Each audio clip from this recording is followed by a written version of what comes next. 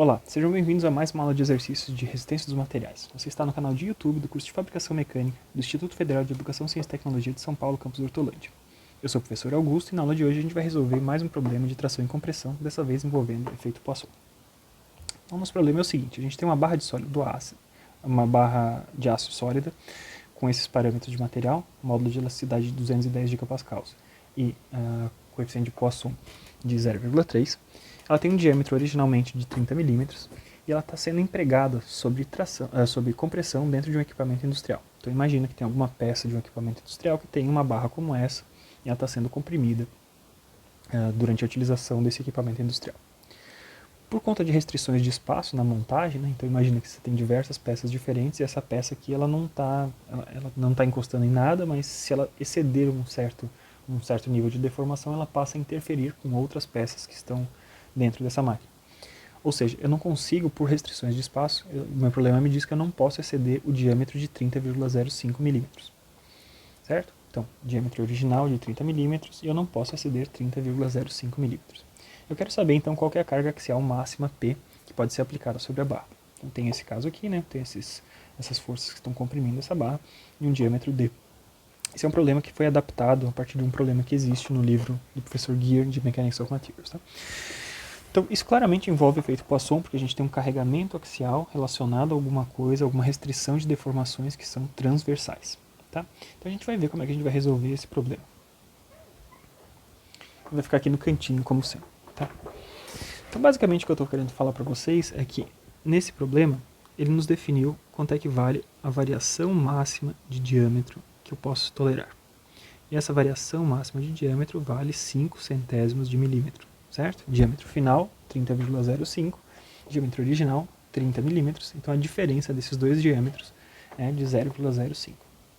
A gente viu lá nas aulas teóricas de tração e compressão que quando a gente está falando de tração e compressão a gente pode definir qualquer deformação que seja pela variação de um comprimento, então no caso variação de um diâmetro, sobre o seu valor original. Tá?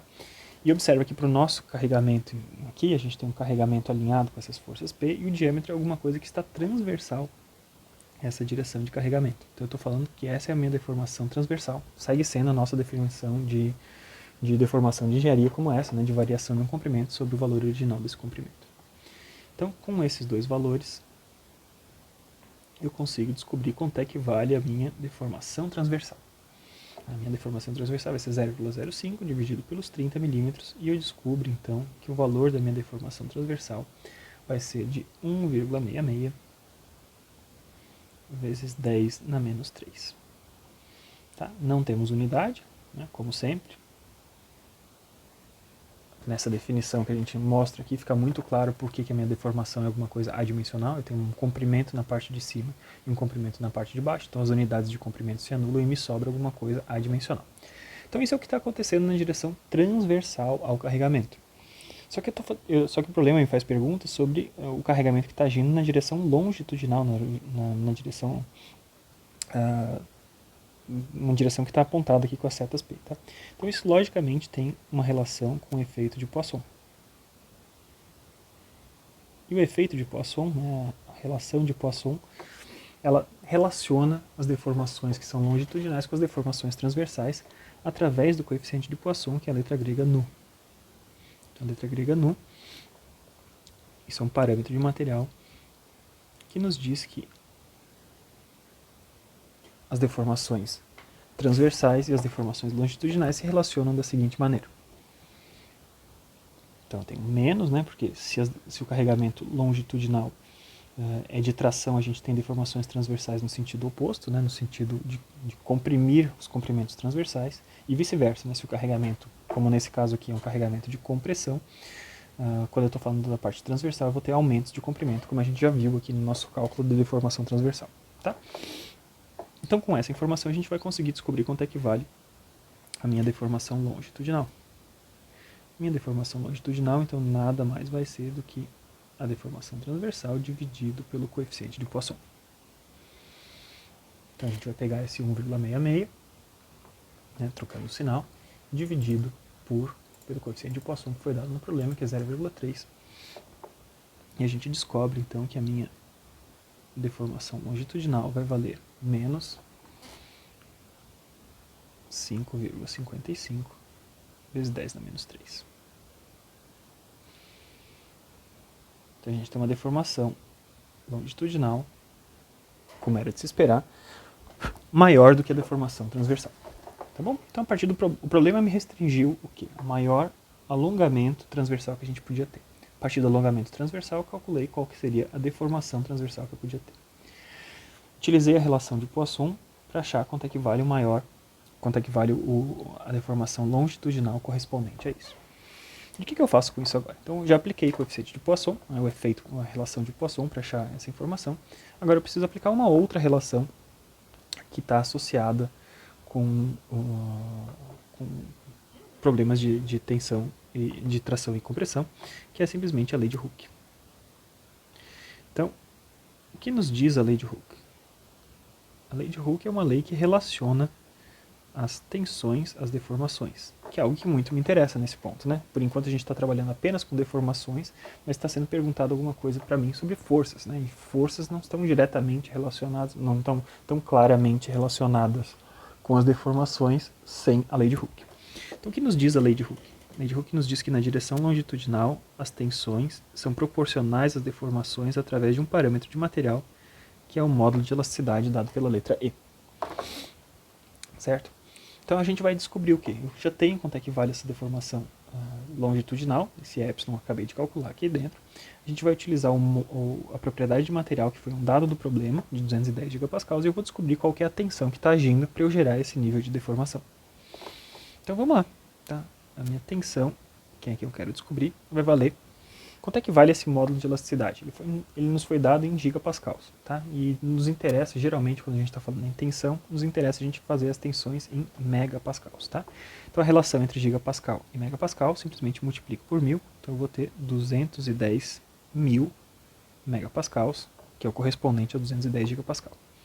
Isso aqui vezes a deformação que a gente recém calculou, tá? Então menos 5,55 vezes 10 na menos 3.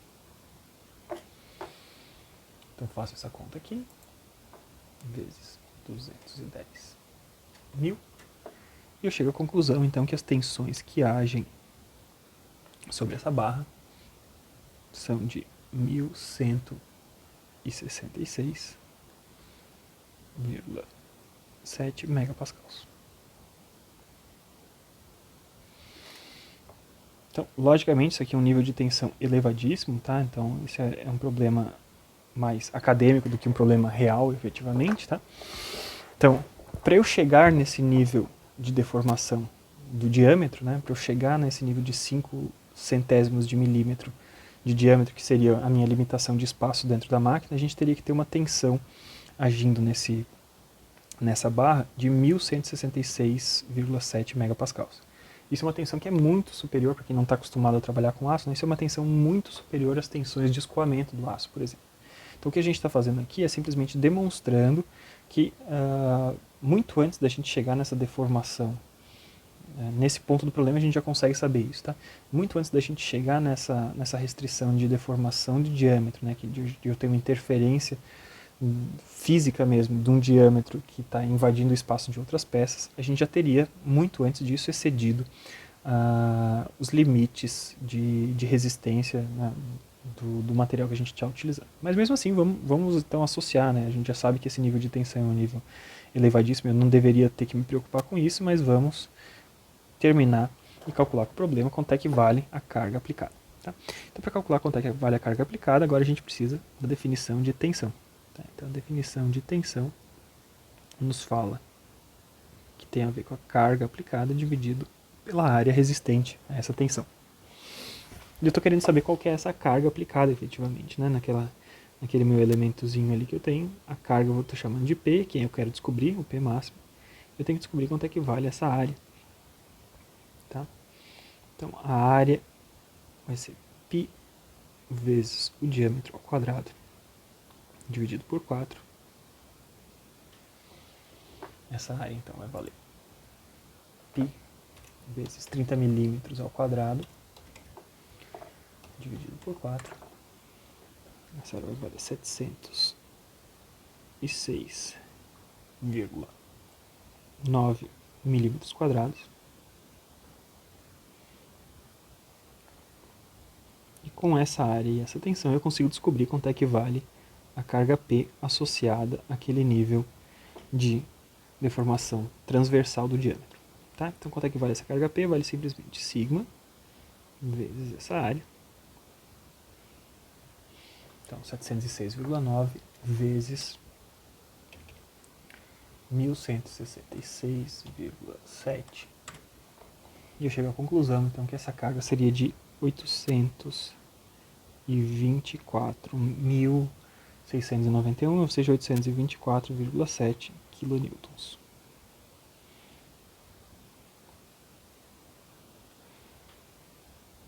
Como eu falei para vocês naquele ponto do problema onde a gente calculou as tensões, né, logicamente, tudo que a gente está calculando aqui já nos indicava que o nosso problema entraria numa zona muito problemática em termos de material, em termos de escoamento de material, né? Se a gente lembra do gráfico tensão-deformação. Ele tem uma fase elástica, depois ele entra numa fase plástica, ele vai até a ruptura, né? Esses níveis de tensão aqui estariam muito além dos níveis que a gente poderia esperar para um aço como esse que está sendo descrito ali, né? Então, daqui, a partir desse ponto aqui, a gente já depreendia que a gente não estaria nunca chegando nesse nível de deformações de diâmetro que a gente estava falando aqui no começo. De qualquer forma, o problema nos perguntou qual seria a carga, a máxima carga aplicada para que eu não falhasse com relação a essa variação de comprimento, e a gente conseguiu achar, aplicando em sequência a definição de deformação, a relação de Poisson, a lei de Hooke e a definição de tensão. Tá? Então a gente já sabe que a carga que provocaria uma variação de comprimento de 5 centésimos de milímetro seria uma carga de 824,7 kilonewtons. Tá bom? Essa foi uma aplicação bem rápida, mas eu acho interessante dessa relação entre o efeito Poisson e a lei de Hooke e as definições de tensão. Então são coisas que estão diretamente relacionadas com os nossos conhecimentos teóricos de tração e compressão que a gente viu nas aulas teóricas ultimamente, tá? E acho também interessante que ao longo desse problema a gente pôde refletir um pouquinho sobre se essas tensões eram grandes, pequenas e o que ia acontecer, né? A gente já tem, mesmo sem conhecer muito do problema e da máquina em si, a gente já saberia que essa restrição de espaço não seria atingida para cargas minimamente razoáveis com relação ao comportamento de tensão-deformação do material. Então espero que vocês tenham gostado do problema. Se vocês tiverem dúvidas ou comentários, deixem aqui na parte de baixo do vídeo, ou mesmo no fórum da disciplina no Moodle. Tá? Em breve a gente volta com mais exercícios resolvidos relacionados aos conteúdos teóricos que a gente vem passando nas últimas aulas. Até logo, gente. Bons estudos.